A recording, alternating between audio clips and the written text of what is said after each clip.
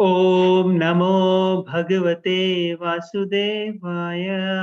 ओम नमो भगवते वासुदेवाय। ओम नमो भगवते वासुदेवाय। ओम नमो भगवते वासुदेवाय। ओम नमो भगवते वासुदेवाय। ओम नमो भगवते वासुदेवाय।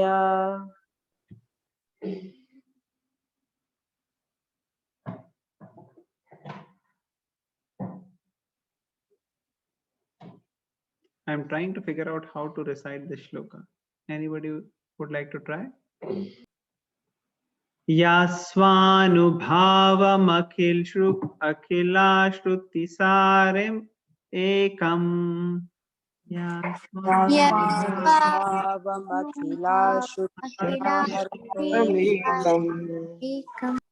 अध्यात्मदीपमतितीर्षतां तमो अन्धाम् आध्यात्मदीपमतितीर्षतां संसारिणां करुणया पुरान् गुह्यम् संसारिणां करुणाया पुराणगुह्यम् तं व्याससूनुम् उपयामि गुरुं मुनीनाम्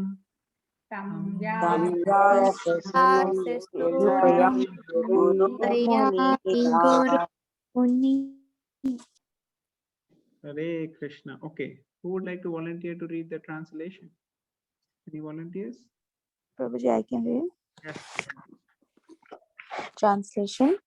Let me offer my respectful obeisances unto him, Shukha, the spiritual master of all sages, the son of Vyasadeva, who, out of his great compassion for those gross materialists who struggle to cross over the darkest region of material existence, spoke this confidential supplement to the cream of Vedic knowledge after having personally assimilated it by experience. Hare Krishna. Hare Krishna. Thank you, Mataji. So yesterday we read how all the sages, they had completed their questions to Sud Goswami, and now Sud Goswami was going to start answering the question. And how did he start? He started by saying that let me remember Sukdev Goswami, right? Who is basically his spiritual master from whom he learned, right? And he's saying that in this shloka also, what is saying? He is continuing his obeisances and telling about Sukdev Goswami, what he is saying before. That let me offer my respectful obeisances to him. And he's telling about Sukdev Goswami, right? The spiritual master of all sages, the son of Vyasadeva, who out of the great compassion for those gross materialists who struggle to cross over the darkest regions of material existence, spoke this most confidential supplement. So this Srimad Bhagavatam is the most confidential supplement to the cream of Vedic literature. It's most confidential knowledge of the Vedas, which is being given. And it is given because of great compassion. Those who are great personalities, great sages, sannyasis, they are actually, they should have this quality of compassion. Instead of just loving one's own family, one's own kinsmen, family members, they are actually loving the whole world, every single living entity. That is how they have extended. And they are not ready, they are not having any problems in facing any inconveniences, but they want to do good to others. So that is their compassion. And people are struggling, materialistic people are struggling in this material world, right? They don't even have inclination, knowledge, or even a desire to get out of this material world, which is actually having danger at every step. So these great personalities, they actually help us in coming out of this situation. Like a child, he doesn't know whether he is doing good to himself or herself. He or she will be just doing what immediately is going to give them some benefit. So same is true for conditioned souls in this material world like us. So we'll see what Prabhupada is mentioning in the purport. Then we'll discuss more. Any volunteers who would like to read the purport?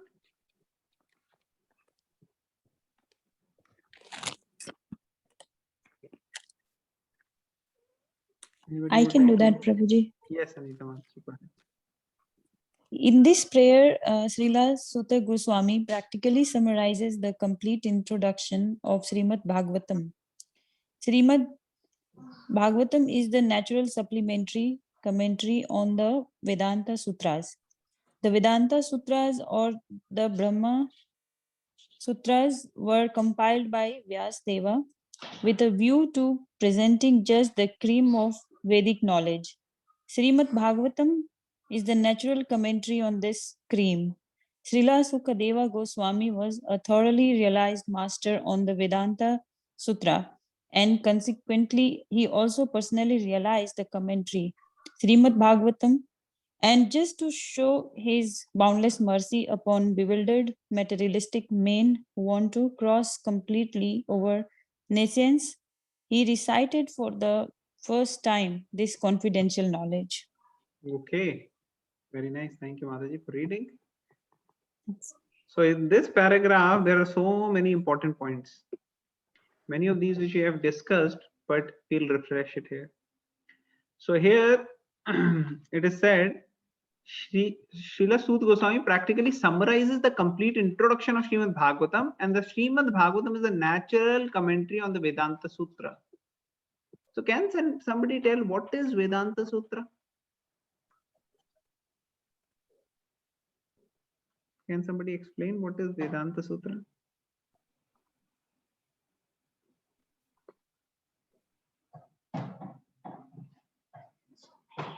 Hare Krishna, we have Chaitanya Prabhu today with us. Is Chaitanya Prabhu there, or Mataji you joined from his account? No, Prabhuji, I'm on my own. You're on your own, okay. Yeah. Hare Hare Krishna, Krishna Guru. Prabhu, Dhanvat Pranam. All Krishna Prabhu. Prabhu. Prabhu. Very happy to have your association today. I'm blessed. All right. So please, as and when you feel appropriate, please share the nectar with us. We are eager to hear from you. Okay, so who would like to share what is Vedanta Sutra? So all of you know, right? Most of you know. So can somebody share what is Vedanta Sutra? Whatever you know, a little bit.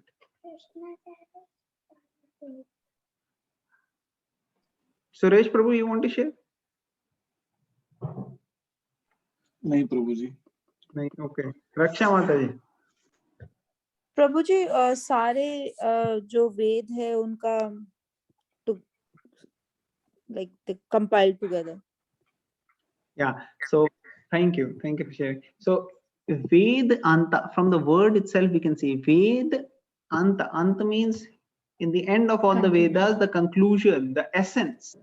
All the essence of the all Vedas is basically compiled in the forms of sutras by who? By Vedvyas. Vedvyas wrote all the Vedas, and then he made the sutra, Vedanta Sutra, where it is all compiled. So it's also called as Brahma Sutra. In many places, it's called as Brahma Sutra, Vedanta Sutra, basically the same thing. And these Brahma Sutra or Vedanta Sutra, which are written by Vyasadeva, actually, they are, here it is said, Srimad Bhagavatam is the natural commentary on Vedanta Sutra. So what is the meaning of this natural commentary on Vedanta Sutra?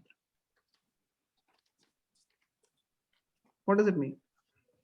मुझे कई सारे आचार्यज ने अपने commentary लिखी थी उसके ऊपर. So this is like a direct explanation from Ved Vyas. Okay. All right. Anybody else?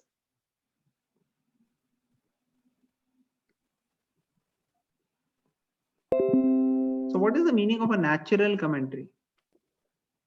Many times you'll see Prabhupada writes and other places that Lord Chaitanya Mahaprabhu also used to say that Srimad Bhagavatam is a natural commentary on Vedanta Sutra. Like Lord Chaitanya Mahaprabhu, sometime his associates, they inquired about writing the commentary on Vedanta Sutra. And Lord Chaitanya Mahaprabhu said, no, we don't need it. Why? Because Srimad Bhagavatam we have, it is a natural commentary on Vedanta Sutra.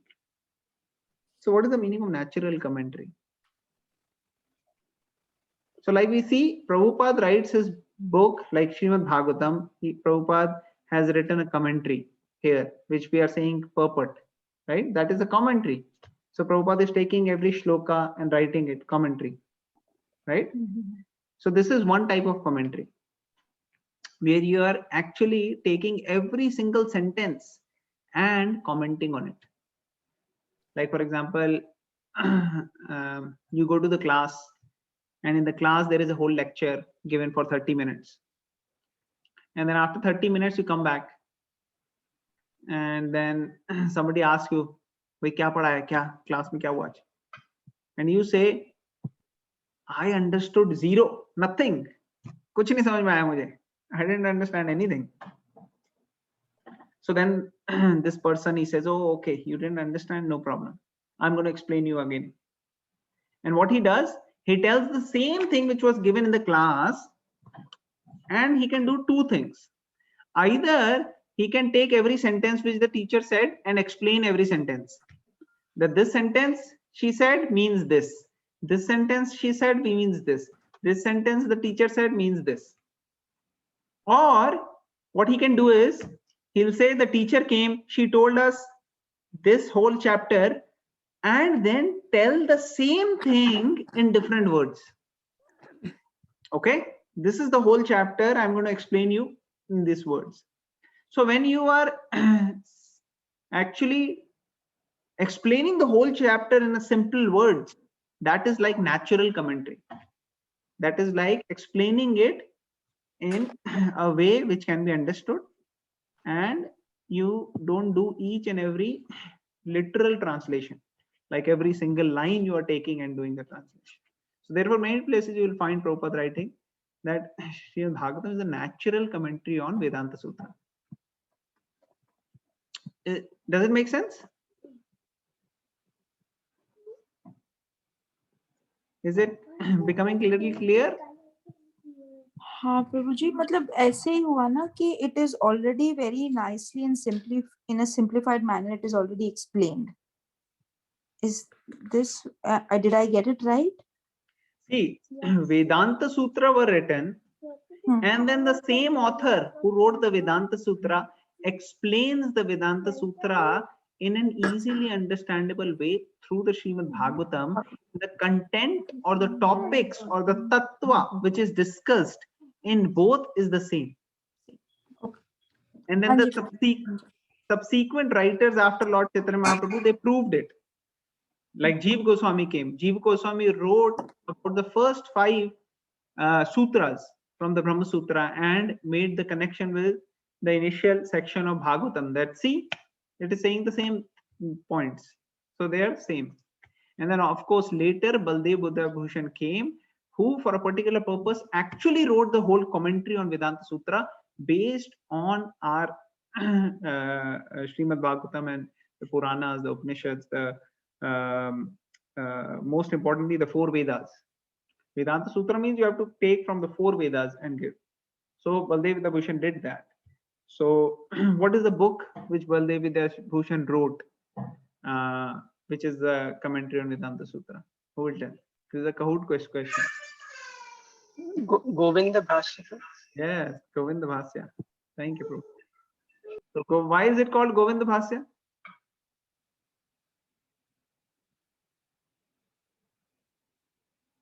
Anybody? Because Srila Baldev Bhushan prayed to Radha Govind Dev for actually empowering him to be able to do the service. And Govind Dev himself wrote it through Baldev Bhushan. Because otherwise, writing such a huge book with all takings from all the Vedas, and taking and giving in the sutra form and doing it within barely like 3 days. I think he did it, something like that. Very short time. So it was impossible humanly. But he did it because it was Govindji writing through him. So that was Govind Bhashya. Govind Dev ki bhasha hai. This is Govind Dev speaking. So that is Baldev Vidushhan did it, and that was few centuries later after Lord Chaitanya Mahaprabhu left. So that is the reason Lord Chaitanya Mahaprabhu did not really emphasize on writing a commentary, because Srimad Bhagavatam is in itself the natural commentary on Vedanta Sutra. So then it says here, Srimad Bhagavatam natural commentary, Sri Sukdev Goswami was thoroughly realized master on the Vedanta Sutra, and consequently he also personally realized the commentary Srimad Bhagavatam. So Sukdev Goswami, he learned from his Guru Maharaj, who is Ved Vyas, his father also, and then he is giving it to Parikshit Maharaj. It's the same Vedanta Sutra he is giving now as Srimad Bhagavatam. And the idea is to help the conditioned souls to overcome this ocean of nascence. All right, so we'll read the next paragraph. Anybody wants to make any other comments before we go forward? Question, comment, or any point? Okay, so we'll read the next paragraph. Any volunteers who would like to read this?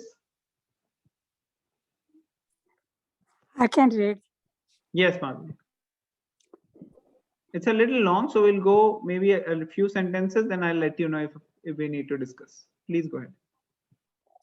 Yeah. There is no point in arguing that the materialistic man can be happy. No materialistic creature, be he the great Brahma or insignificant ant, can be happy. Everyone tries to make permanent plan for happiness, but everyone is baffled by the laws of material nature. Therefore, the materialistic world is called darkest religion of God's creation. Yet, unhappy materialistic can get out of it simply by desiring to get out. Unfortunately, they are so foolish that they do not want to escape. Therefore, they are compared to the camel who released the thorny twig because he likes the taste of twig mixed with blood. He does not realize that his own blood and his whole tongue is being cut by thorns. Similarly, the materialistic, his own blood is sweet as honey, and although he is always harassed by his own material creation, he does not wish to escape. Such materialistic are called karmis.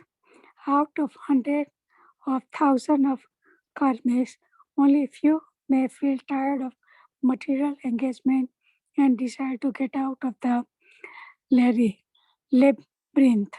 Such intelligent persons are called Gnanis.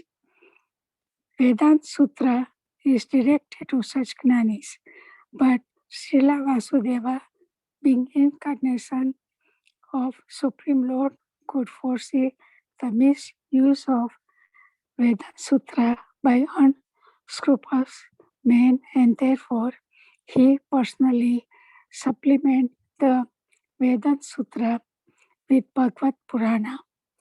It is clearly said that his Bhagavatam is original commentary on the Brahma Sutra. Srila Vasudeva also instructed the Bhagavatam to his own son, Srila Sukdev Goswami, who was already at the liberated stage of transcendence. Srila Sukdeva realized its personality and then explained it. By the mercy of Srila Sukdev, the Bhagavad Vranda Sutra is available for all those sincere souls who wants to get out of material existence. Hare Krishna. Hare Krishna. Okay. So a camel likes to eat thorny twigs. And when he eats those thorny twigs, actually it cuts through his skin and the blood comes out. Then the blood mixed with thorn, the camel is just chewing on that and he's liking the taste of the blood. But he doesn't realize that later on it's going to give him so much pain. So that is the condition of materialistic mentality.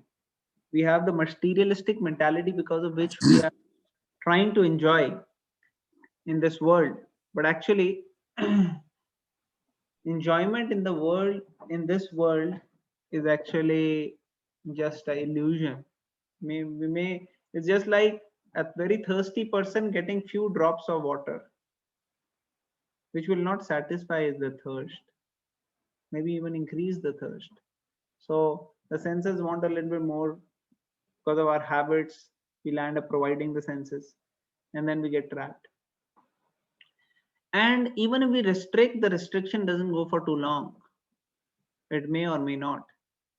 But if we engage the senses in service of Krishna, if we be so much occupied in the service of Krishna, then automatically we will see that we will not have much time for the senses. Like if we have to chant, if we have to attend conference calls, if we have to take care of deities, if we have to do offering, then automatically we will be engaged in services.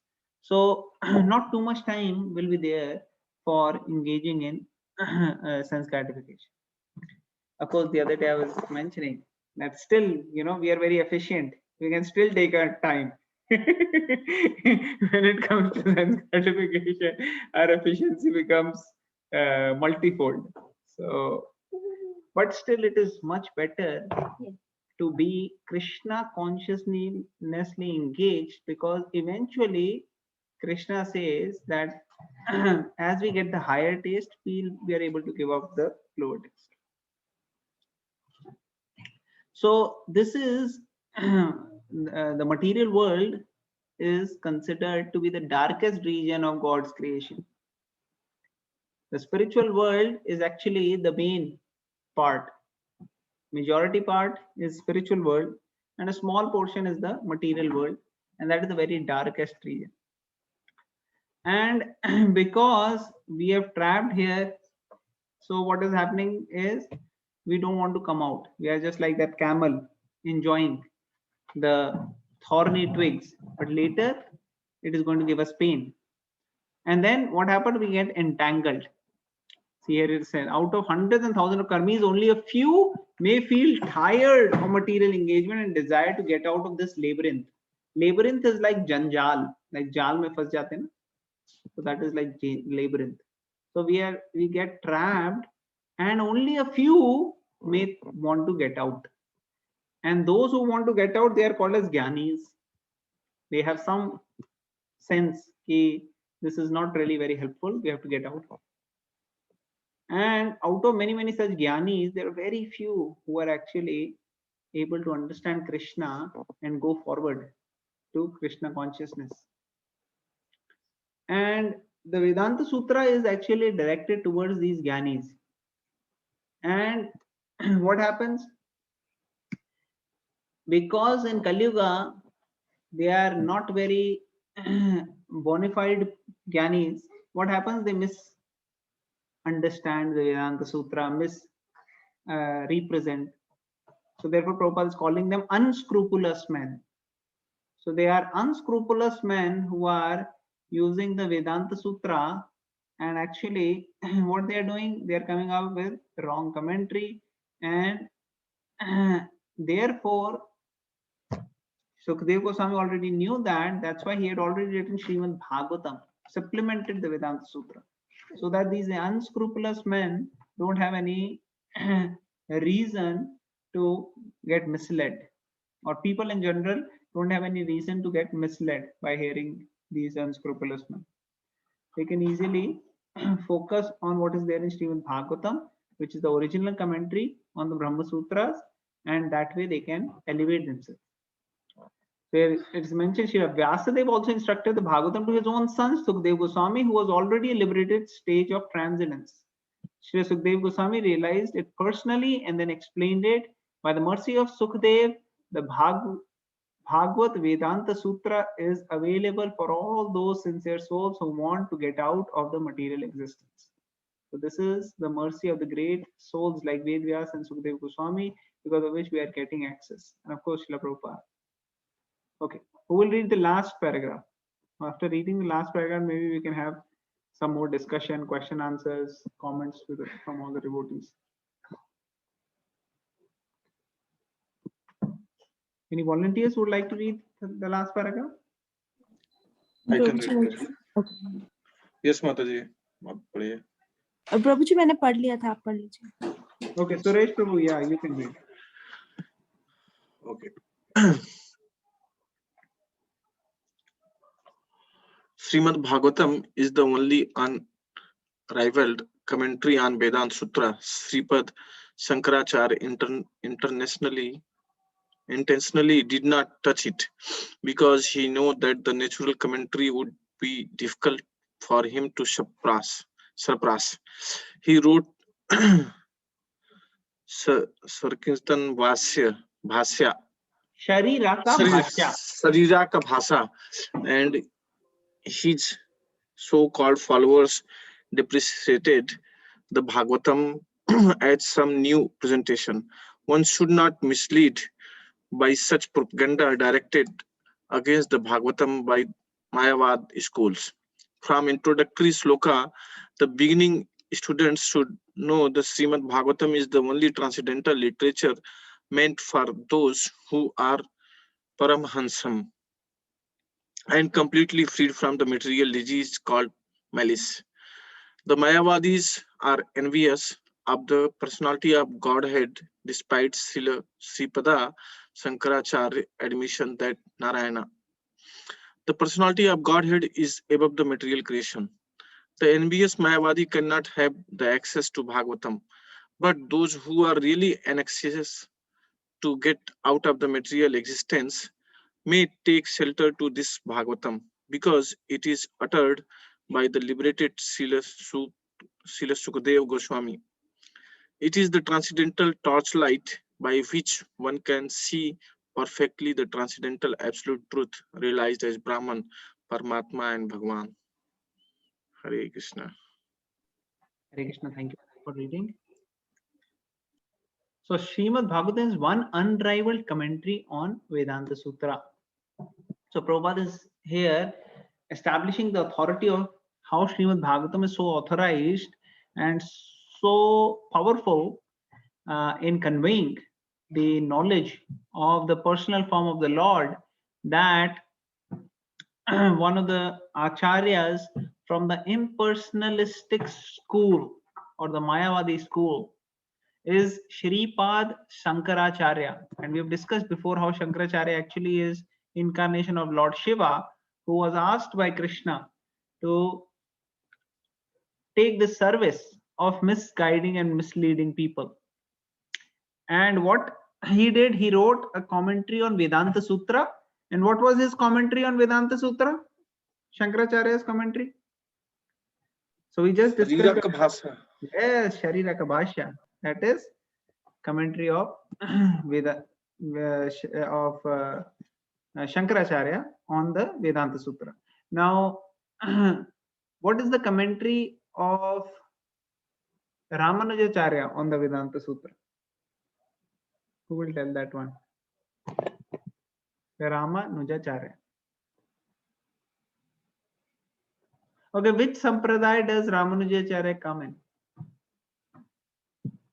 Sri Sampradaya? Which sampradaya? Shri? Sri Sampradaya? All of you are right. So Shri Sampradaya. So what will be the name of the commentary of Ramanujacharya?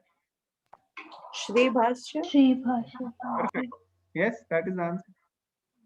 So Shri Bhashya. So Shariraka Bhashya by Shankaracharya, then Shri Bhashya by Ramanujacharya, and then Govinda Bhashya by Baldev Vidya Bhushan. So here it is mentioned Can that, you, excuse me, can you repeat all the three again, please? yes, Shari Raka Bhashya, which I have highlighted here, that is Shankaracharya commentary. Okay. Then next comes Shri Bhashya. Shri means Lakshmi Ji. Shri Bhashya.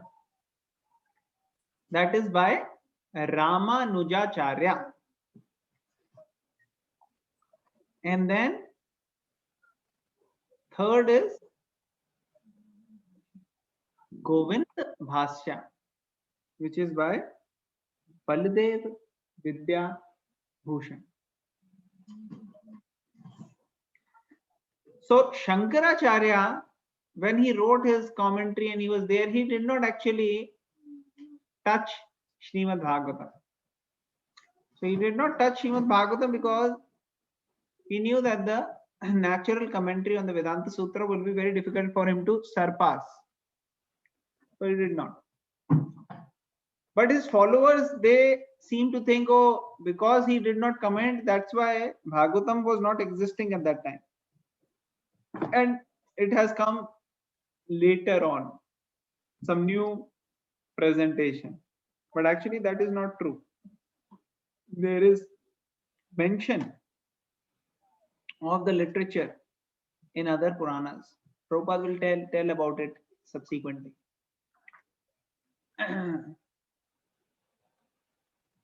And therefore Prabhupada is saying such propaganda should not be accepted and one should not get misled.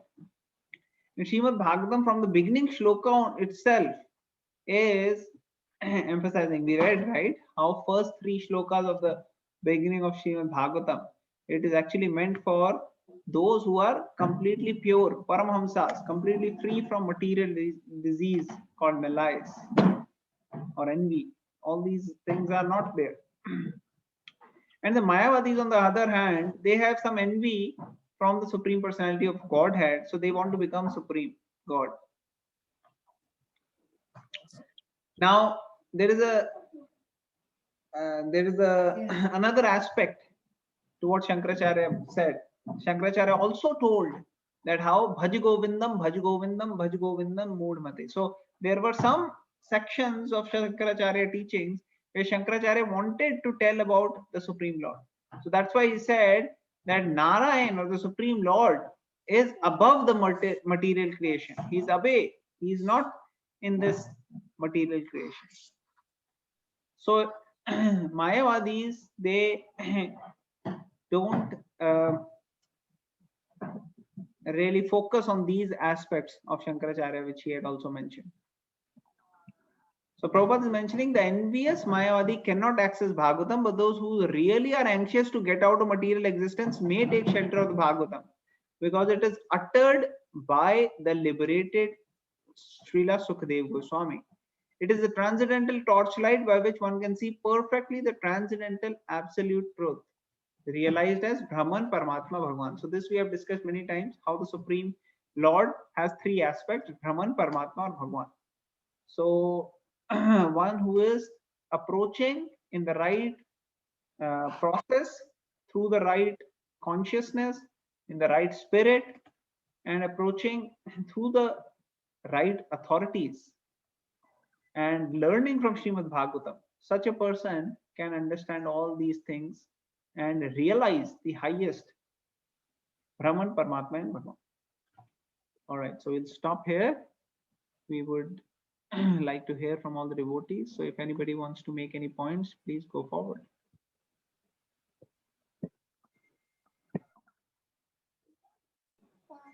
Any questions, comments, any points anybody wants to bring up? So in short, just to, yes, Nirmala Mataji, you want to say something? No. Okay. So in short, this is a section, or this is a paragraph, this is a shloka where Sut Goswami is glorifying his spiritual master and paying obeisances to him. And in the purport, Prabhupada is actually taking this section, elaborating on this part, most confidential supplement to the cream of Vedic knowledge. So this is the most confidential section of the cream of Vedic knowledge, and Prabhupada is explaining that how it is actually the cream of Vedic knowledge. It is actually the natural commentary on Vedanta Sutra, and the great personalities have given it to us so that we can learn them and perfect our life and go back to Godhead. Okay, so we'll stop here. Any questions, comments, any points?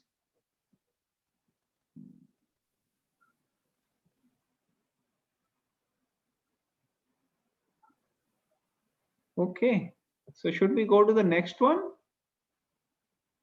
At least we can read the next shloka and then maybe we can discuss as much as we could, and rest we'll do tomorrow. Is that okay? 1.2.4 Yes, correct? Hanji. Okay, great. Narayanam namaskritya Narayanam namaskritya Yeah. naram chaiva narottamam naram Naram Naram chaiva narottavam devim saraswati vyasam devim saraswatim Saraswati vyasam sam tato jayam udirayet. tato tato jayati. Jayatiraye. So every time before starting the Srimad Bhagavatam, we recite the shloka, right? So you must be wondering where this shloka is from. This is from here, 1.2.4. And let's see what it means for those devotees who didn't know it. We discussed it a while back, but some of the devotees, they were not present. Yes, Raksha Mataji is raising hand. She wants to share. No, Prabhuji, Radha wanted to recite it. Oh, Hari Hari. Aradhya, you want to recite? Why don't you recite? Naram chaiva bol Narayanam Narayanam namaskritya naram chaiva narottamam devim saraswati vyasam tato jaram udhiraye. Hari Hari Bol. Great. Great job. Very nice. Very Great. Aradhya is exceptional. Okay. So who will read the translation? Who will read? Hare Krishna. Yes, go ahead, ma'am. Yes. Translation. Before reciting this Srimad Bhagavatam, which is the very means of conquest, one should offer respectful obeisances unto the personality of Godhead, Narayana, unto Nar Narayana, Rishi, the supermost human being, unto Mother Saraswati, the goddess of learning, and unto Srila Vyasadeva, the author. Hare Krishna. Hare Krishna. So before reciting Srimad Bhagavatam, who all you have to pay obeisances to? Who all you have to pay respect to? How many? Narayan, Saraswati, Devi, Author Vyasadeva. and Srila Vasudeva. So how many total people? 4. 4. Okay. Anybody else? How many total?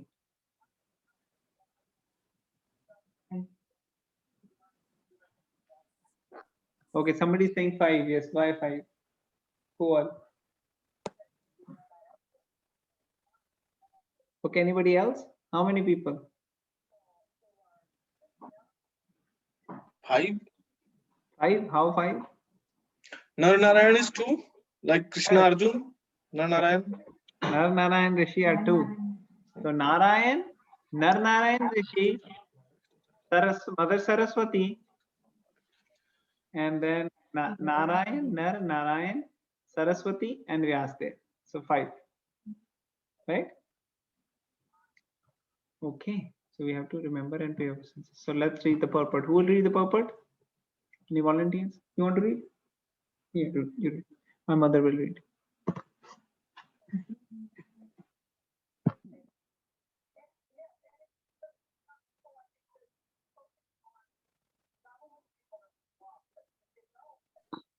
All the Vedic literatures and the Puranas are meant for conquering the darkest region of material existence. The living being is in the state of forgetfulness of his relation with God due to this being overly attracted to material sense gratification from time immemorial. His struggle for existence in the material world is perpetual, and it is not possible for him to get out of it by making plans. If he at all wants to conquer this perpetual struggle for existence, he must re-establish his eternal relation with God. And one who wants to adopt such remedial measures must take shelter of literatures such as the Vedas and the Puranas. Foolish people say that the Puranas have no connection with the Vedas. However, the Puranas are supplementary explanations of the Vedas intended for different types of men. All men are not equal. There are men who are conducted by the mode of goodness, others who are under the mode of passion, and others who are under the mode of ignorance. The Puranas are so divided that any class of men can take advantage of them and gradually regain their lost position and get out of the hard struggle for existence. Srila Suta Goswami shows the way of chanting the Puranas. This may be followed by persons who aspire to be preachers of the Vedic literatures and the Puranas. Srimad Bhagavatam is a spotless Purana, and it is specially meant for them who desire to get out of the material entanglement permanently. Hare Krishna. Hare Krishna. So is there anybody here who would like to get out of the material entanglement permanently? Anybody here? Yes, Prabhuji. Only one person? Suresh Prabhu? प्रभु जी मेरा हाथ ऊपर ही है Prabhuji. This Okay. is only for, so Purana is only for men. I don't understand what you're saying, Mataji. Can you repeat? Are Puranas only for men? Is only talking about the men. Puranas are only talking about what? Men, M-E-N, men. No, men means both. One step for man, giant wheel for mankind, Neil Armstrong said. So did you ask him only men? Men word includes everybody. That's what it says here. Yeah, men means everyone. Okay. The word basically means That's what's a human being. correct. No, but I'm saying sometimes usage in the past, men word is used for the whole population. Like how are you guys doing? So guys does include everyone. Men don't have a monopoly on the word men, which is wrongly being interpreted now. Like I was mentioning, Neil Armstrong said, one step for man, giant wheel for mankind. Should have said human. Actually, human also has the word man in it, H-U-M-A-N. But anyways, here the point is anybody, any of the living entities in the human body. Okay, so here it is mentioned that it is spotless Purana and is especially meant for those who desire to get out of the material entanglement permanently. That is one criteria. Somebody is there who wants to stay in the material world, they may not necessarily need to read this book. But if there are people who really want to get out of the material entanglement and actually be free and want to enjoy the blissful situation, the actual real consciousness, Satchidananda, being with Krishna, they can take advantage of this beautiful literature. But why you say that Purana are supplementary to Srimad Bhagavatam, and then it says that Srimad Bhagavatam is spotless Purana. So Mataji, what Puranas is is saying, a supplementary, and Yes, so it is supplementary to the Vedas. Oh, Just now we discussed, right? Vedas are Okay. compiled as Vedanta Sutra, but people cannot understand in this age. So even though written for Gyanis, people can misunderstand, misrepresent. So it has to be explained in easily understandable way.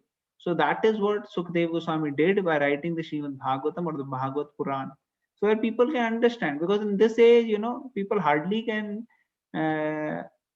have little bit of memory intelligence to understand. So if they give very complicated Vedanta Sutra, then they will basically get lost in trying to understand and come to a total wrong conclusion. So therefore, Vyasadeva, he arranged that this can come. So this will also come in the first chapter only.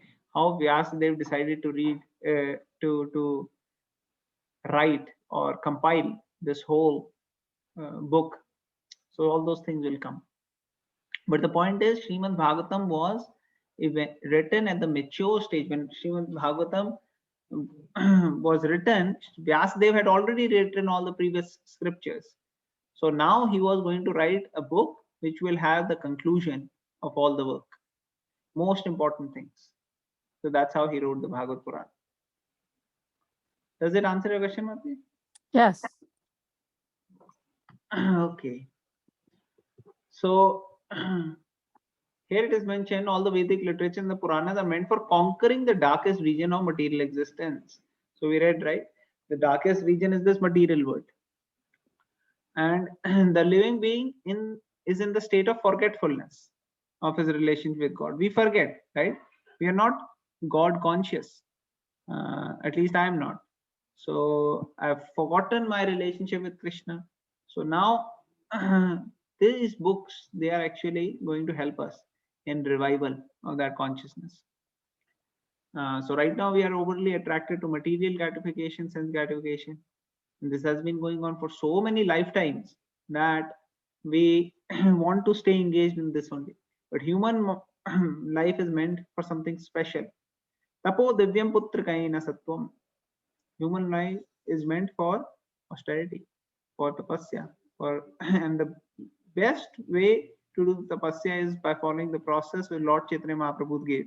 Because more than this, we cannot do tapasya in Kali Yuga. So Lord Chaitanya Mahaprabhu gave us a perfect way in which we can do a little tapasya, but also we can get so much more benefit. So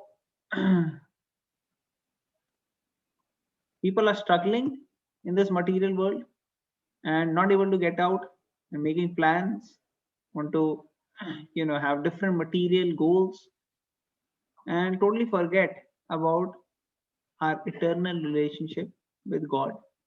So it is helping. So this book will help in achieving our ultimate goal. And Prabhupada is mentioning here that sometimes people get this wrong idea that Puranas don't have any connection with the Vedas. So this is not true. So some people will consider Vedic literature means only the 4 Vedas. That's it. They don't understand, they don't think anything else. Then the second category of people will have the 4 Vedas and then the Upanishads, the Samhitas, the Aranyakas,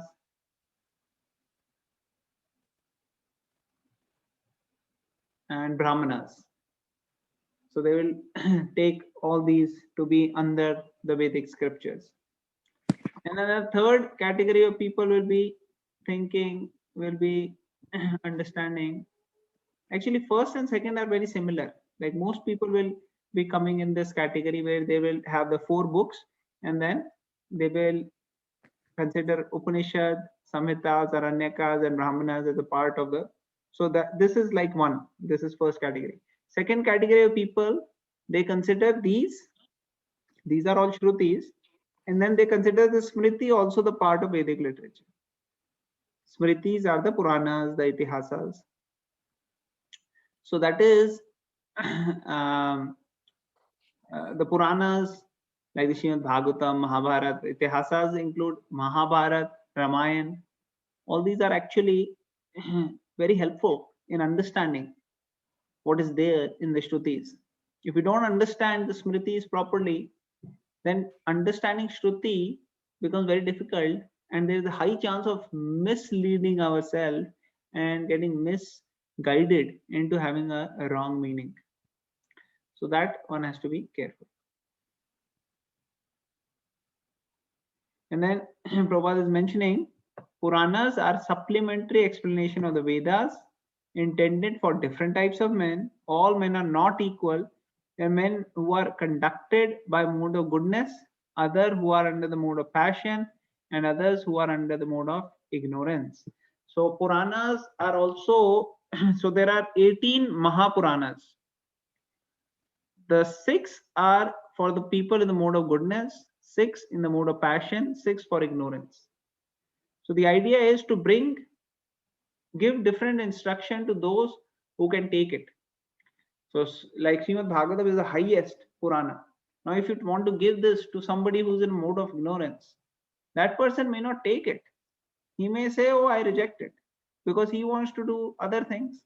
So the mode of ignorance books may be can suit him a little bit better.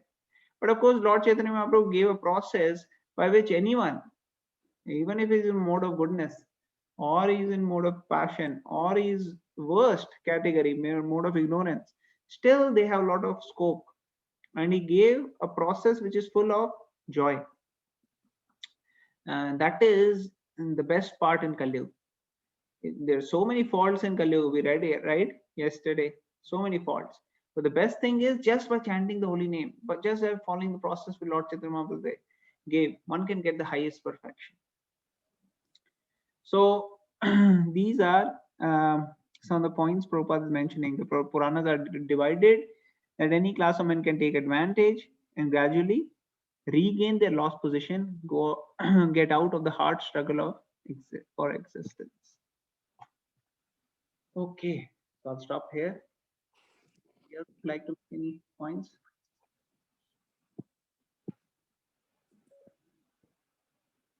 Nobody else is speaking today. Anybody would like to share anything?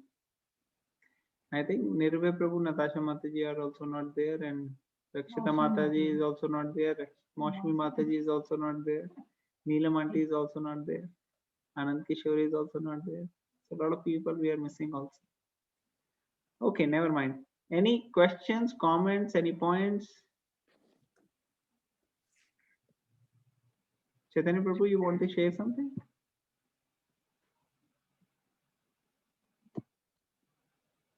Raksha Mataji? Hare Krishna Prabhu. No, Yes, Prabhu. yes, Prabhu. No, Prabhu, I think I don't have anything to add this. Okay, thank you, Prabhu. Thank you so much for joining. Very grateful to you. Suresh Prabhu, Anita Mataji, Ankita Mataji. प्रभु जी हमें publicity करना है अमोघ लीला प्रभु का कैसे चल रही है कैसा how many people I thought I sent it to you. Now it will automatically be publicized. No? no Prabhu I was just checking cause You are our backbone for publicity. नहीं नहीं प्रभु जी ये तो आपकी मर्जी है So maybe we'll now your you know by your words maybe Krishna will make some arrangements. I'll try to start working on it more aggressively. we Okay. can forward Shrimad Bhagavatam की जय जय। प्रभुपाद की जय जय। कल्पतरु वैश्य कृपा कोटि